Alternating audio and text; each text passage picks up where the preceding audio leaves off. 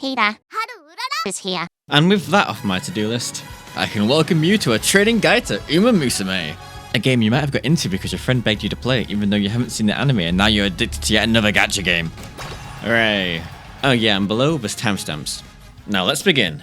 When you first start career mode and get to the training select screen, your first thought is probably, oh my god, there's so many letters and numbers, what do they mean, Spirit? And then immediately close the game and clicked on this video, and then clicked both of these buttons, which I thank you for, but calm down.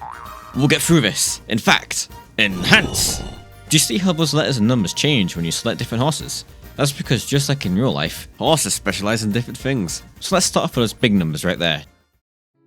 Strength, stamina, guts, wits. All lived in equality until... Do you hear that? No. No! Seems like we're safe now. Anyway, I think it's time I told you what these stats even do, and how to prioritize them based on the TTT. Track, distance, and style. Wait, wouldn't that be TDS? Starting with... Hey guys, did you know in terms of winning races, speed is the most important stat in Uma Musume? Not only does it raise your max speed... Wait, no, that is all it does. Huh. Well, you still better max it. I hear it can add 10 years to your life. Cause I'll know if you don't. Speed is the most simple one. The other stats, however, there are a lot more. So let's start with Animats and Bomb Gull at the same time. They're basically like the yin and yang of Uma Musume. Cause that makes sense. Stamina. This special stat here is what allows your horse to run at its max speed, and no other stat does that. Mate, go away. When the race starts, I want you to imagine a stamina bar. This stamina bar will slowly drain until it reaches 0, in which case your horse dies. Well, not actually, it'll just get slower. But, you know, it's basically the same thing. Oh, and to bring back that yin and yang shit from earlier, the higher your power stat is, the easier it is for your horse to break through traffic and reach their top speed. So to simplify it, the longer the racetrack, the more stamina you want, and the shorter the racetrack, the more power you want. It's pretty simple actually, huh? Maybe I'm like the best explainer of Uma Musume in the world. Did you forget about me, Spirit? Oh no, styles! I was going to explain what it did in more detail later. But styles have figured out that it only affects our Uma's power and stamina. So I guess we have no choice, we must explain it now. You see, the further our Umas are in the front, the more stamina they need to keep their lead. But when they're in the back, they need more power to burst through the pack and save up their stamina. Oh, that was a sidetrack. Wits! You know, they say Uma Musume is a wits game. But what is wits, I can hear you asking, and totally not the voices in my head. Well, I'm glad you asked. You see, wits equals Hunt's brain, which means how well they can activate skills, get over the rush state, which makes it lose stamina, and avoid getting trapped. Which is why your horse loses a race, even though she has 200 more stats than everyone else. What is it, Tazana? More guts! Speaking of guts, my hatred for guts comes from when I was an adolescent. You see, I was walking through the park, all cheerful and full of glee. Then I was run over by a car. The driver. Guts. And I never forgave it. That's sad and all, but aren't you supposed to be my therapist? Until it was buffed. After all, it now affects the Uma's top speed during the final spurt. And with the new mechanic, Spot Struggle. Where if 2 or more frontrunners or 2 or more runaways are fighting for the same spot, their gut stats will give them extra speed. I guess guts wasn't as bad as I thought it was. Maybe it even deserves to be next to wits. Still worse than wits though, so maybe over there. And I still won't train it. I'll let it reach 300 to 400 naturally. I hope you'll have fun memories of this screen, because it is now time for us to move on. Maestro, hit that lever. What? Tracks? Explain me later. Now this is a parent screen. Everything you do in this game is for this screen.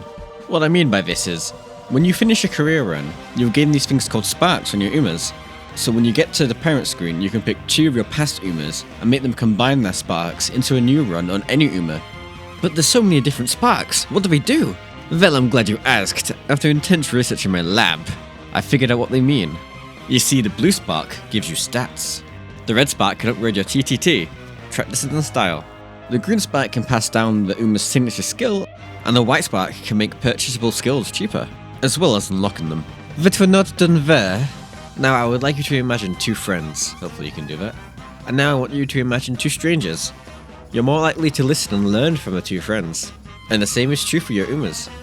You see the top right circle there? That's a thing called affinity. Now watch as it changes to the patented circle. What do they mean? Well, you see, here's a graphic I stole from Reddit. I mean, borrowed. Yeah. Well, who stole what doesn't really matter. But what does matter is, the higher your affinity of your horses, the higher the chance of them getting sparks in an event I'll explain later. Right now! I'm going to explain it right now! You see, throughout the career, you get 2 inheritance events in which you can gain sparks from your parents. The more affinity, the higher chance of getting good sparks, and the gold version of the event, that gives you even more sparks from the normal one, with a higher chance of red sparks, which you want. Oh, and you can also borrow parents from your friends. I know they beat you in a race, but you really shouldn't hate an entire race because of it. They're just so much faster than us. Why did your head do that? Now we're at the final screen before the game can begin, the support formation screen, where you choose up to 6 cards that help your Umas train. When you start a career run, all your selected cards become Umas that will help you train. They have a lot of different stats and priorities, but the basics of it is, look at the stat on the top right of the card. If that Uma is training with you on that stat, that's really good. Yeah, they're not guaranteed to train the best stat. And because each card has a different skill set, you probably want cards that specialize in different things depending on what Uma you're trying to train. For example, if you're training a sprinter, you probably want some sprint skills on your cards. And if you're a long racer, you probably want some longer cards. Ha! And before I forget, there's a secret card type. Well, it's not really secret. See that orange guy there? That's a pal card type.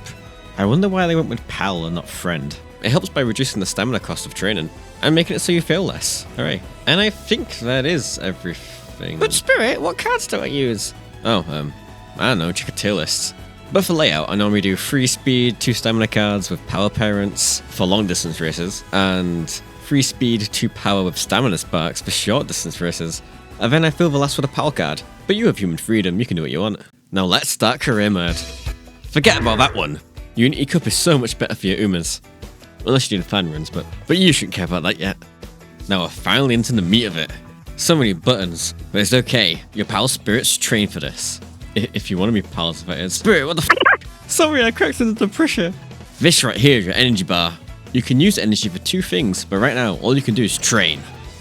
But what do I train, and when do I rest? Well, luckily for the early game, it's always the same. Do gaming same rhyme? Do you see that bar underneath your training partners? If you train the stat that they're helping with, the bar will go up a little bit. And it could trigger an event that can make it go up more. So for the early game, you want to train whatever has the most Umas on it. For example, here there's 1 on power, and 1 on guts, and 3 on wits. So which one would you pick? My own version of a time limit going down because obviously it's wits. The special thing about wit training is that it actually restores your Uma's energy. Just by a little tiny bit though. So for the early game, it's the best way to raise their rap potential. And when their bar is maxed out, rainbow training happens. And you get a lot of stats. And who doesn't love stats? I mean, I love stats. I love rainbow training. Oh no, my energy is low. And I have a chance of failing training. Oh, this witch training looks good. Oh no, my energy's low. And this witch training sucks. I should rest. Whatever, now and again you gotta go for the gamble. Ah, shit. Double down. Oh, damn. My mood went down. What's that? Oh, mood affects how well you train. It literally tells you right there. You can raise it through that recreation button on events. There's even a rare minigame you can find for it. And no, I'm not getting a purchase of it because I did some recreations have it over for that stupid mission. Ah! Now it's time for your first race. Skills? Nah, don't touch them. Throughout the game you'll get skill hints, which will make the skills cheaper. So if you wait till the very end, you'll get the most out of your skill points. And what do skills do? Well, skills give your Umas small buffs like speed increases, stamina recovery, and helping them not get trapped. But the best skills have got to be the personal skills, like this one.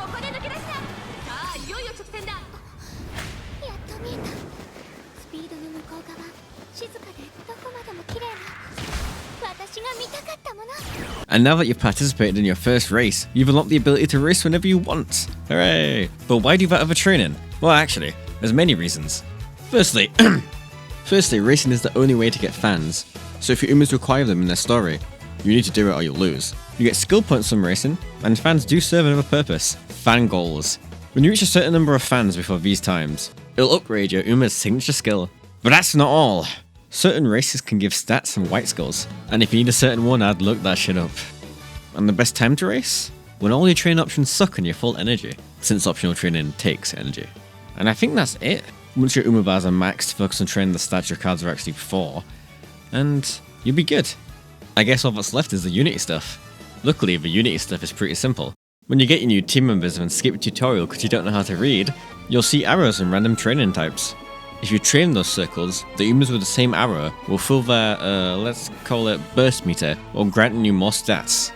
Do it enough times and it will turn glowy green. If you raise it again while it's glowing, it will burst and grant you a ton of stats as well as skill hints. Be careful though, it can only burst once, so make sure you do it on an important stat. The more you arrow train and burst your Umas, the higher the stats will get. This will raise your team level and give you more stats. And team level is the way you win the Unity Cup. Yeah, this is the Unity Cup screen. Normally I just choose whatever opponent has the same rank as me, but apparently today I'm feeling risky, like all good gamblers should. Both teams compete in 5 races against each other, where you either win or lose. God, my commentary is insightful. And just keep doing that till you face the champion. Then beat the champion. And while you are at it, you might as well win the URA finals, because the Unity Cup doesn't really change how you train, just adds more things you can gain from training. As long as you make sure you spend the burst correctly, you'll do me proud.